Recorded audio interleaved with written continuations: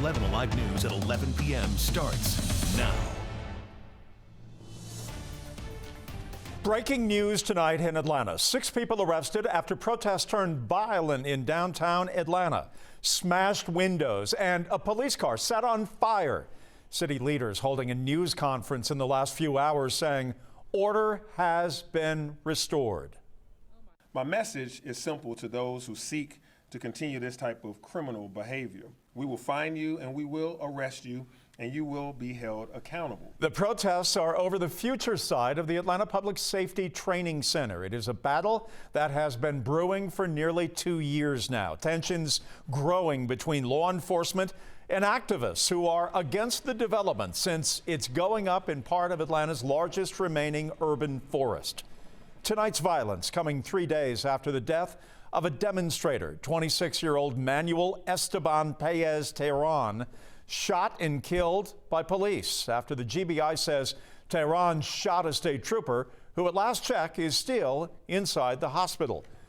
We have live team coverage for you tonight. Coming up, Brittany Kleinpeter explains how City of Atlanta officials have spent this evening reacting to the violence. But we begin our coverage with Dawn White, who was on the ground when all of this unfolded around 6 o'clock tonight. Well, Jeff, what started as a demonstration underground Atlanta, it ended with this at the Wells Fargo along Peachtree Street. This boarded up door and this line here of boarded up windows. There were shards of glass on the ground here up until about an hour ago. That is when crews cleaned them up. And then there is still a police presence here 5 hours after this chaos started. Take a look at this video that was sent in by an 11 Alive viewer. A police source at the scene tells me the protesters set this police car on fire and then smashed in the windows at several downtown businesses. About 150 people were at that protest that happened earlier today around 5 o'clock this afternoon. The demonstrators, they organized to protest what they call Cop City, and they also came together to protest the death of Manuel Esteban Paez-Tehran earlier this week at the site of the proposed training facility in DeKalb County. Investigators say Tehran shot at a state trooper first, who returned fire. This evening, I spoke to a witness who said a group gave him a Stop Cop City flyer, and then he saw the destruction begin. They were pulling up in U-Hauls, and they had the type of glass breaker that taps the window and the glass just automatically shatters. I was dumbfounded. I couldn't believe that this was happening here in America. It's almost like some third world country type stuff. I think the money can be spent in better places. I don't think we need to further militarize, the police, and we shouldn't be, destroying nature to promote police militarization. That witness told me that the group was being very loud and aggressive. He said one person even bumped into him. Jeff? Dawn White reporting in downtown Atlanta for us tonight. City leaders were described as being on high alert heading into tonight. There was an expectation of the possibility of violence. 11 Alive's Brittany Kleinpeter has more on their response. Good evening. The mayor and the APD police chief just speaking to us within the last couple hours. They said they did make multiple arrests and at least 3 businesses were damaged. We're in front of another one. Don was showing you one earlier. This is another bank, Truist Bank, right off Peachtree Street. You can see they bashed into the windows at some point. There is still glass on the ground here, as you can see, but they tell me the protests spanned about 2 blocks in this area, and at least 6 people have been arrested so far. That many of the people protesting down here, they said, were wearing explosive devices, and that's actually how they were able to set fire to an APD vehicle. At one point, the APD chief calling some of them bad actors and saying many of these protesters were from out of town. Atlanta mayor saying that they will not tolerate this kind of destructive behavior. Make no mistake about it, these individuals meant harm to people and to property.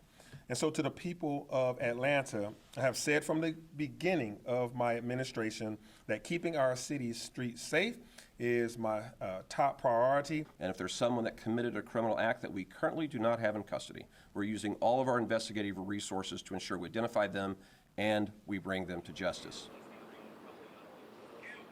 Leaders say no officers were harmed tonight. They also tell us that the current charges for those 6 individuals that were arrested will most likely be upgraded. But of course, we'll continue to follow that for you both on air and online. Jeff? All right, Brittany, thank you for the very latest on the breaking news story. Download our 11 Alive app. It's free to download in your app store.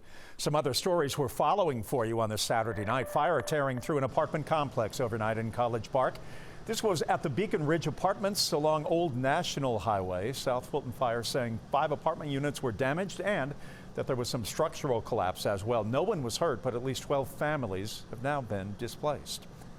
Happening today, the first of 2 services to celebrate the life of Devin Willock, the UGA offensive lineman who was killed last weekend in a late-night crash in Athens. Members of the Bulldog football team gathered with members of Willock's family for a private ceremony. One day before the crash, Willock was with his teammates for a celebration of UGA winning its 2nd straight national title. Meanwhile, a memorial continues to grow near the crash site along Barnett Shoals Road in Athens. Again, this was the first event meant to honor Willock. There will be a public celebration of his life coming Friday back in his native New Jersey. A funeral was held earlier this week for the driver in the crash, 24-year-old UGA football staffer Chandler LaCroix in her hometown of Toccoa. Right now, the nation's Treasury Secretary expects Congress will ultimately vote to raise America's debt limit, but she adds that demands by House Republicans for spending cuts in return for backing an increase will risk creating a self-imposed calamity for the global economy. Secretary Janet Yellen made those comments during an interview with the Associated Press.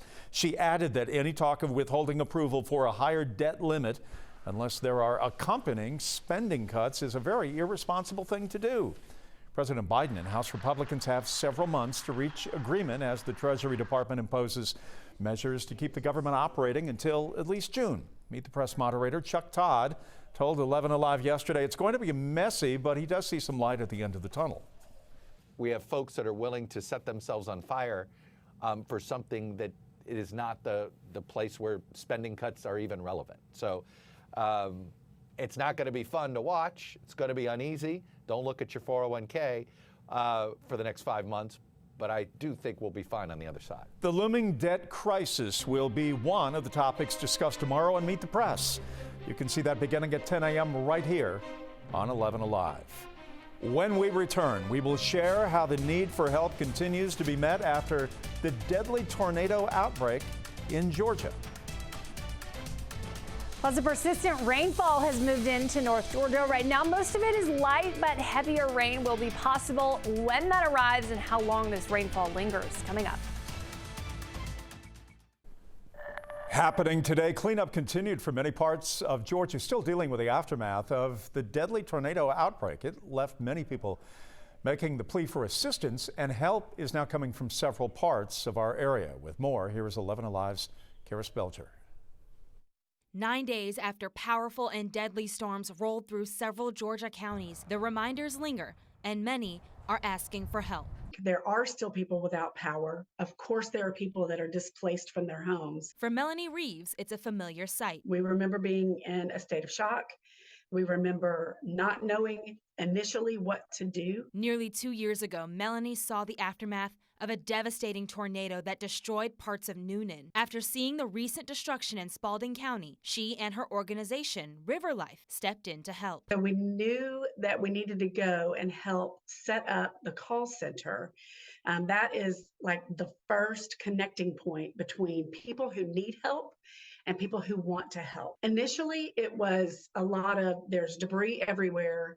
People needed to get out of their homes and find shelter and find food. Days later, she says River Life's volunteers are among the countless others who are helping Griffin rebuild. They are on the ground today, out there with chainsaws and tractors. Help that continues to pour in. The city of East Point holding the first of 2 donation drop-offs Saturday, and countless others from across the Southeast have made their way to Georgia.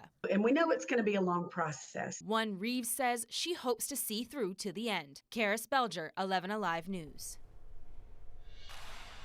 An incoming cold front has produced a steady stream of rain across portions of the southeast. You can really just see the direction that rain is coming from. Most of this is light. These are scattered showers, but we have some pockets of heavier rainfall and a few isolated thunderstorms off into portions of Alabama. Now, the thunder, the lightning associated with this, pretty few and far between. So while I'm not going to rule out a rumble of thunder into the overnight hours, this is mainly going to be rainfall, and for many of us, a lot of it. Right now, the rain is mainly surrounding the Atlanta metro area. We've got a little bit of a drier pattern right now downtown, although that's not going to last for much longer. These showers are moving up towards the northeast. It is widespread rain, and it will continue into the overnight hours as well. What will start to change is the intensity of this rainfall. Likely between the hours of about midnight until 3 or 4 o'clock in the morning.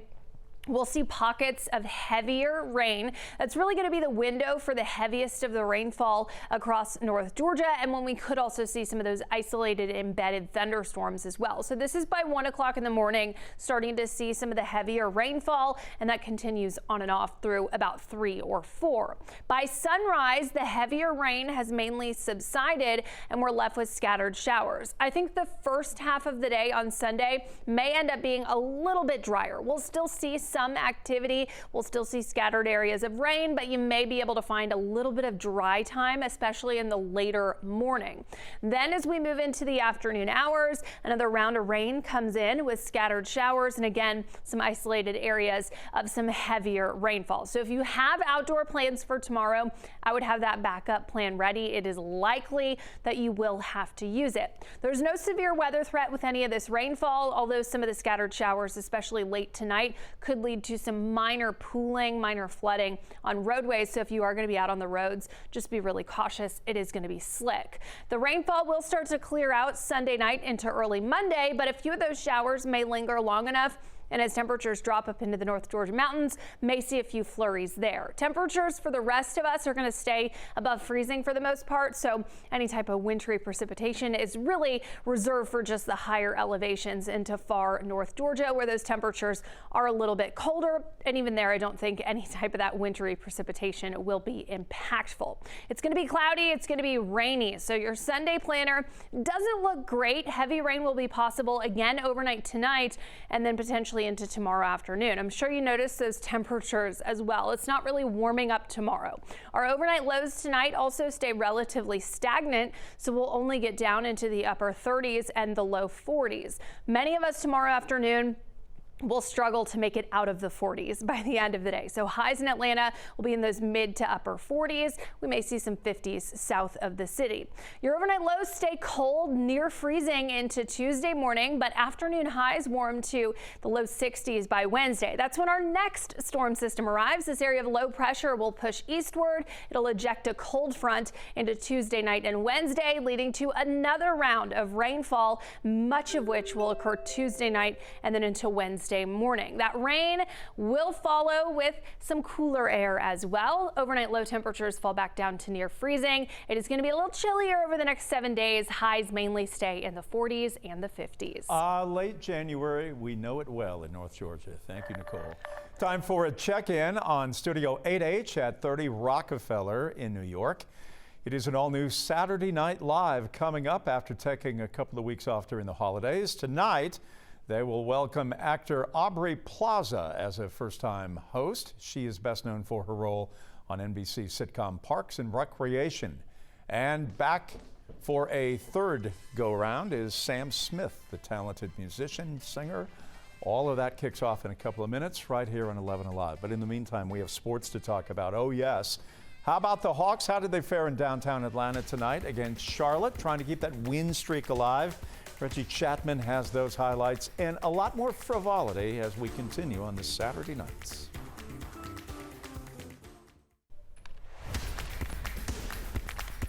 Welcome back, everybody, and thanks for joining us. Big day in the NFL, of course, and we'll talk about it in a second, but we begin with basketball. Hawks looking for their 6th straight win Saturday, hosting the Hornets to complete a home back-to-back. Hawks had a 19-point lead in this one before things went downhill in a quick way. Struggling on offense, turnovers don't help.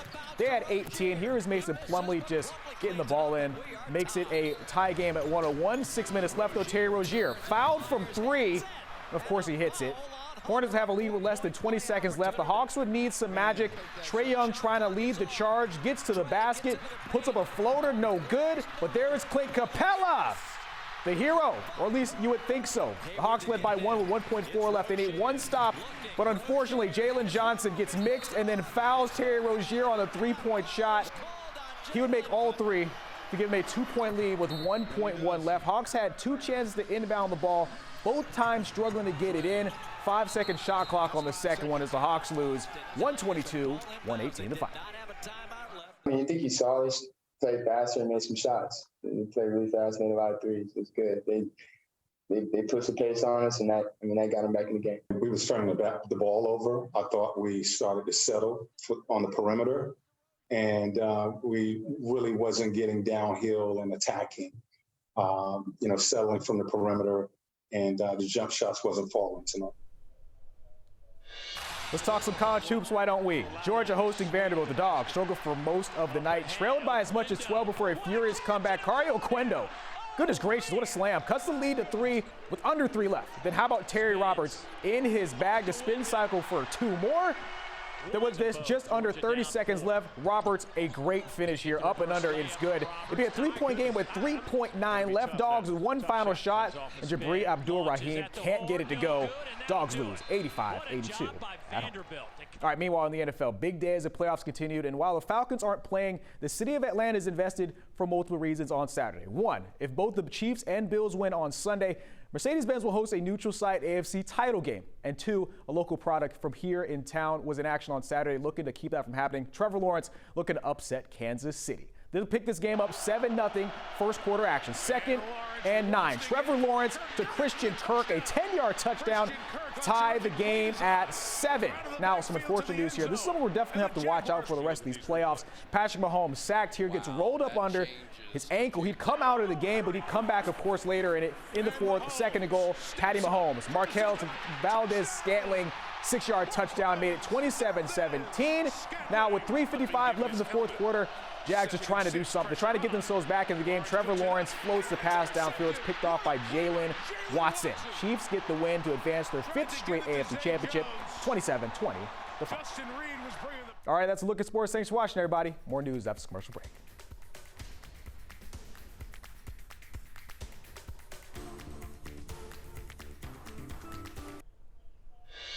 Batting 5th, playing first base, number 28, Matt Olson. Braves Fest, it allowed fans to get a little closer to the team, along with getting a few autographs and pictures with their favorite players. Fans had an opportunity to audition to be the team's next public address announcers. Some of those who stepped up to the microphone felt confident in their live audition at Truist Park. Finalists will be announced next month, and Braves fans will get to vote for their favorite announcer on social media beginning on February 17th. Nicole, you would be great at that. It's time for a woman to have this job. I agree, but I don't think I'm that person. And having an audition in front of everyone? Hitting 5th, Michael Harris. Hitting 5th, Michael Harris. No. Yeah, that was pretty good. Not good. That was good. Our rain has moved in overnight, and we'll continue to see more of it through early tomorrow morning. We're in for a rainy night. No threat for severe weather. You might get a couple rumbles of thunder, but otherwise just rainfall. We'll keep that rain in the forecast for Sunday. Some scattered showers, a few isolated storms. Temperature-wise, it's going to be chilly tomorrow. We'll wake up in the 40s, and we will stay in the 40s all day. Highs may manage to get up to near 50 for some south of the city. A slow warm-up to near 60 degrees by Wednesday as we bring back in the chance for rainfall once again. So Monday and Tuesday definitely look like the best days, but they will be cool. The afternoons, though, should be very comfortable. Try this one. Hitting number 4. What number about 3, Reggie? Dale Murphy. Go ahead. No, we're supporting you. Okay, what was it? Dale Murphy. Hitting number 4, Dale Murphy. Yeah. That was good. I will accept the job now. Oh, yeah, I'm all in on this. Yeah, I'll make a call.